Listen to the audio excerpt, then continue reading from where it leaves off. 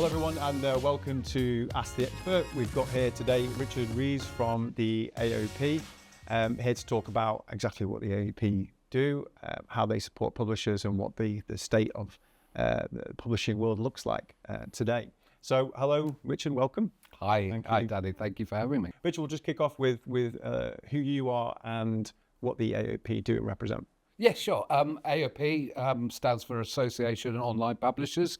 I run the AOP, and the AOP was founded in 2002 simply to represent the interests of publishers who were creators of original quality content online.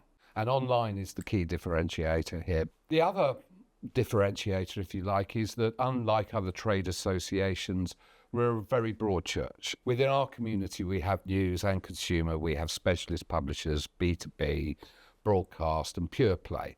And the point of difference there really is about how we support the wider digital agenda. As a trade body, the benefits that we provide specifically to our members are sort of fostered around a program of education, sharing knowledge, insights and information. Okay, great. That's a great overview, Richard, of the AOP and how you support publishers. In terms of the cookie deprecation, which has been a big talking point in the industry for many years, Google recently announced they will give users more choice as opposed to complete cookie deprecation.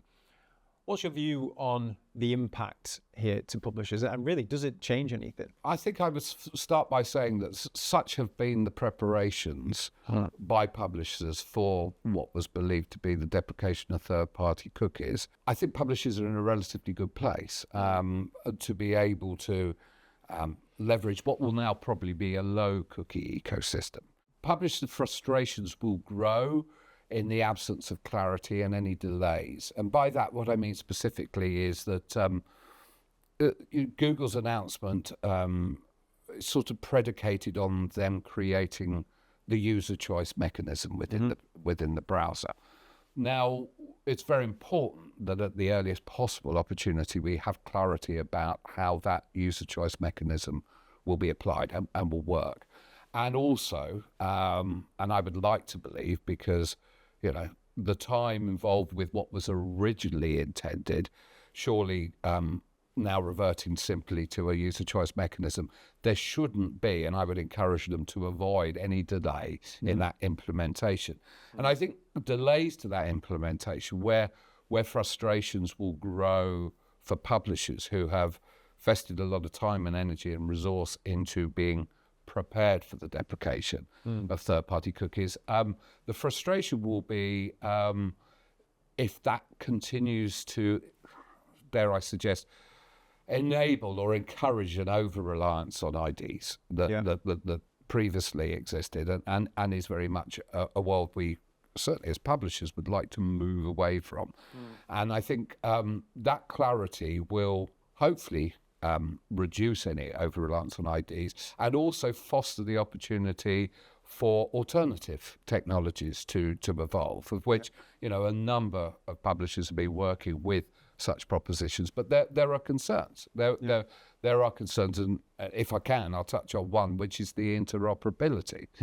I think that if you look at it from a DSP's perspective and the way our industry operates, bid logic is currently set to identify signals from IDs. Yeah. If we're to evolve the opportunity around alternate technologies, one of the challenges at the moment is that DSPs will ignore signals from ID-less technologies. There is no value for them. It's valueless. Now, I think it's really important that if Google are trying to evolve an ecosystem where there is a significantly reduced dependency on IDs, then they need to be able to provide that clarity to support the changes that will need to occur within the bid logic to ensure that we are able to identify signals from alternate technologies that are ID-less. And I think one way in which Google absolutely need to to apply themselves to ensure this is to make sure that through their own platforms like DV360, they support ID-less solutions that are not just their own. And I think that will foster a real energy around the application and use of alternate technology solutions, and hopefully remove non-essential IDs from our ecosystem. Okay, great. Well, I mean, we look at what you just said there in terms of the essential IDs, and we look at the kind of the role that third-party cookies have been playing for now, and I don't need to labour the point or want to labour the point. In terms of the role they've actually played, what's your view on the usefulness of that? Technology and ad tech in particular has enabled publishers to monetize what they do. Yeah. And so they play an important role. Mm-hmm. Cookies that are essential cookies, and I guess it depends who you're talking to by what you can define as essential, but measurement is a massively important part of any advertising activity. The advertiser has a right to know whether their ads have been delivered, whether they have been successful, whether they can attribute that campaign to the effectiveness of what was intended, or that marketing strategy. I suppose that also what we've seen over the last, say, 10 years is an increased expectation around safe placement of those advertising messages. So brand safety has become a very important thing. It's been the bane of publishers' lives, because publishers would often argue that the tools that have been utilised to provide brand safety were either not being utilised appropriately, and therefore perfectly sound and valuable environments were being blocked from being advertised in by those technologies, or some would suggest that those technologies are not necessarily fit for purpose. Yeah. But when I talk either way, and you can argue either way, they still provide value in the ecosystem, and they provide some assurity to that advertiser. Part of what we do is, obviously, on behalf of publishers, is to champion their interests to not only the wider industry and other communities, but to the regulator, the ICO. Yeah. And the advent of GDPR and the requirement for privacy compliance has meant that there is sometimes a conflict between perhaps the regulator's understanding of third-party cookies that might have value and those that are effectively what the ICO is trying to regulate for, which is that invasion on people's privacy. So they understand there's a balance. So in a way, we're still in that education process where cookies are concerned. But I think if we are going to an ID-less future, then we will have better understanding and application of cookies that are essential. And hopefully, in terms of advertising, targeting and transactions, we'll be able to do that with ID-less solutions. Yeah, okay. Obviously, consumer privacy is paramount today. Interested in your view on, I guess, what that means to the consumer, what that means to the publisher. Privacy is very important. Yeah, massively important. And the law is clear, and publishers are clear around the expectations. Through our engagement, positive engagement with the ICO, we seek greater clarity around how the law could be applied in the cases of legitimate interest and so forth around essential data or essential measurement. But no, the publishers are incredibly sincere in their application of respecting that law and providing privacy compliant proposition to that user. I think an important point for publishers is that we're concerned that the dialogue around privacy it could potentially be controlled by browsers. And I think it's a very important role that publishers play in being able to articulate the privacy piece to consumers. And I'm keen to see that publishers are still very much a part of the privacy dialogue that is held with the consumer. But no, publishers fully uphold those privacy standards. So if publishers look to set a strategy that might be contextual versus a kind of ID-based or versus any of the other strategies, what would you say to publishers now in how they should consider to future-proof their strategies? Yeah, again, another really good question. I think 4 years ago, when the deprecation of the cookie conversation began, you would hear a lot of publishers saying that well, we'll be delighted to see the back of cookies, but in simple terms, there is not enough of the contextual inventory to be able to monetize and sustain businesses through advertising. Yeah. What we've also seen, however, is through insights and innovation and experimentation and a very different approach from publishers. And I'm sure we'll talk more about this, but what I mean by different is that 10 years ago, it was all about the advertising. Then it was understanding the need to reduce that reliance and look at other more obvious monetization strategies. And actually, it's very interesting to see there's continual declines around certain revenues. So display and desktop, you see obvious decline. However, there has been a massive growth in other revenue streams, such as subscription or video or audio and so forth. Yeah. So these things balance out. But what we've seen consistent growth in to your specific point is what we call multi-platform solutions. So that is a mix of different aspects of marketing and advertising solutions that publishers are able to offer, both online, offline, and across different platforms, across different devices and so forth. So contextual, going back to the point, from an ICO perspective, that was one of those conversations where we've had to say to the ICO, in the absence of any personal information, we still need to, for people to be interested in buying contextual ad solutions, we still need to be able to apply cookies for the campaign measurement, verification, and brand safety piece. And that's again where there's been education with the ICO, their recognition, understanding. Of course, if there's no personal information involved, then to some degree one could apply legitimate interest to ensure that that kind of contextual advertising is applied. The other important thing in contextual advertising is that 2 or 3 years ago, we would see people, intermediaries within the third parties within the ecosystem, looking to make available to demand side contextual audience segments, which were aggregated across multiple publishers. Now, again, we were quite public about and published an open letter expressing our concerns around this practice, because in that instance, it was often the organisations that were, if you like, allowed to scan or crawl your site for a given purpose, typically brand safety, but they were taking that metadata and the page on text information and repurposing it to make available for their own commercial gain within the demand side. And obviously there were frustrations from publishers because this was being done without license and agreement. So you talked about kind of diversification, right? And so when we say reader revenues, can you explain what reader revenues means and what interesting things you've seen in this area? In most instances, a publisher probably would define the reader revenue opportunity as everything excluding advertising. Yeah. Data has become such a massive piece for publishers. We 5 years ago, Rob was saying, we're digital first.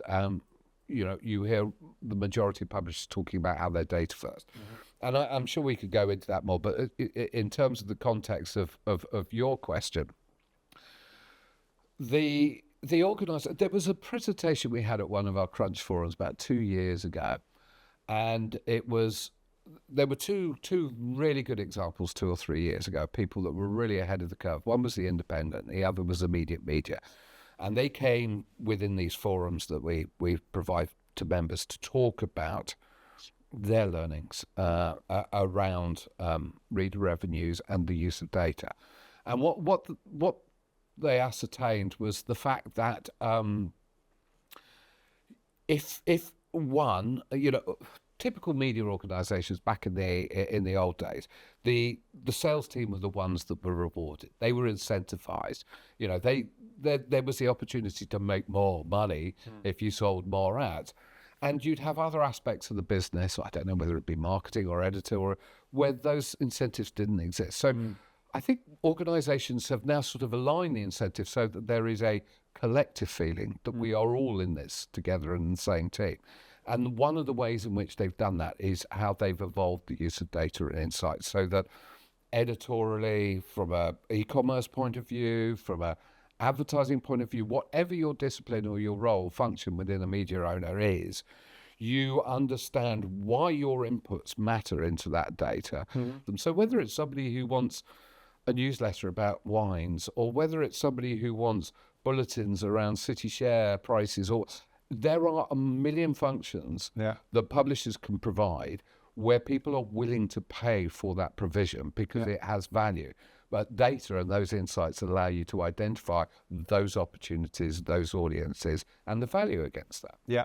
Well, I think that segues us nicely into insight. What are the main challenges or gaps that you think exist right now for insight for publishers? Insights, for me, on a simple level, is actually about the information that publishers have learnt to mine that better informs their innovation.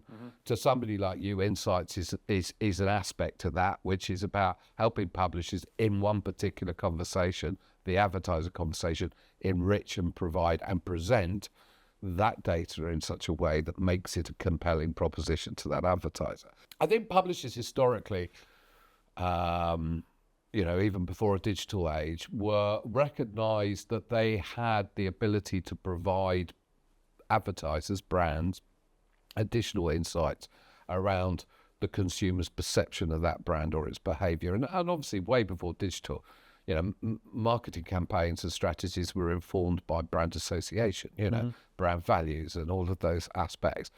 So I think publishers have pushed really hard over the last few years to keep alive that conversation around, in digital terms, are you measuring the very best criteria to be able to truly assess the effectiveness of your digital advertising? By that, what I mean is that the inclination, both in the way in which marketers perhaps initially used online or digital, and subsequently the way they measured it, was to treat digital purely as a performance medium.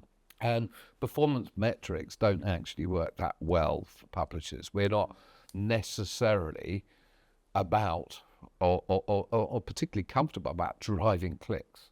It's about that environment. So, publishers have worked really hard to provide value add to any advertisers around being able to provide additional insights around brand metrics, for want of a better term. And those are, propensity to buy, recall, brand perception, all of those sorts of elements.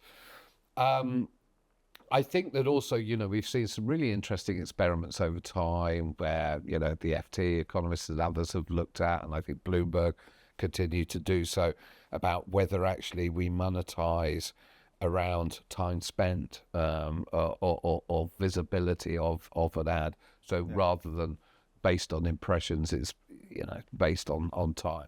I think also like an attention metric. Yes, exactly that.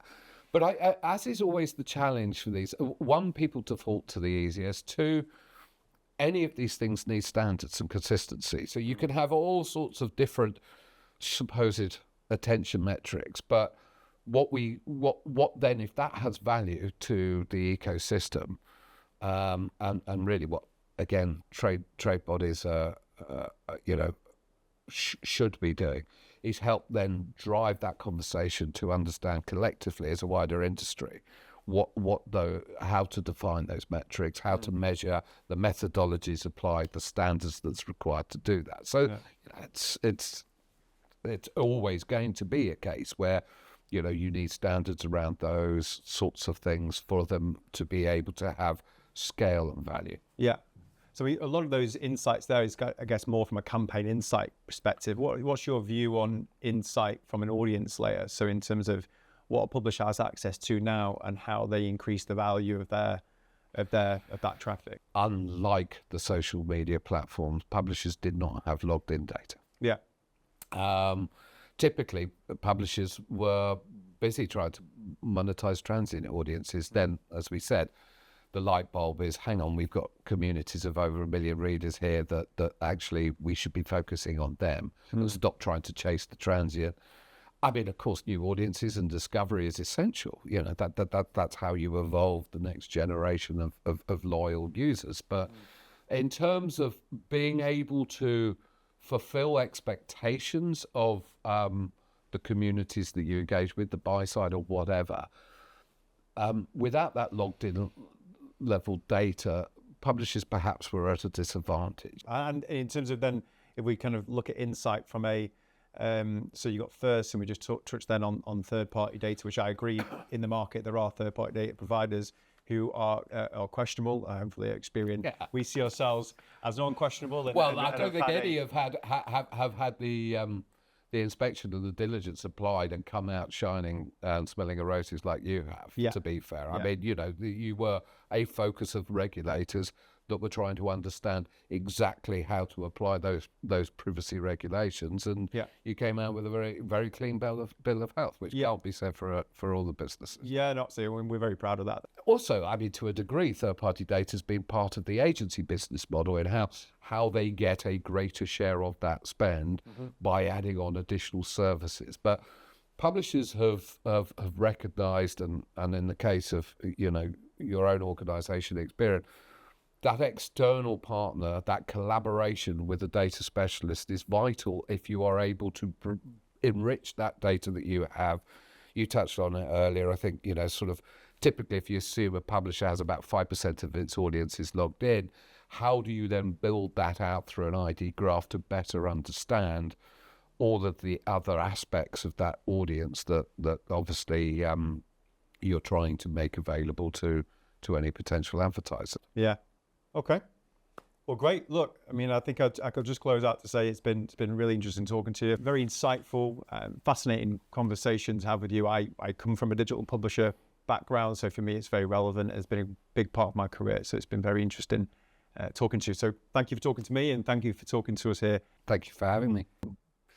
So thank you for tuning in to Ask the Expert, and we hope to see you on the next episode.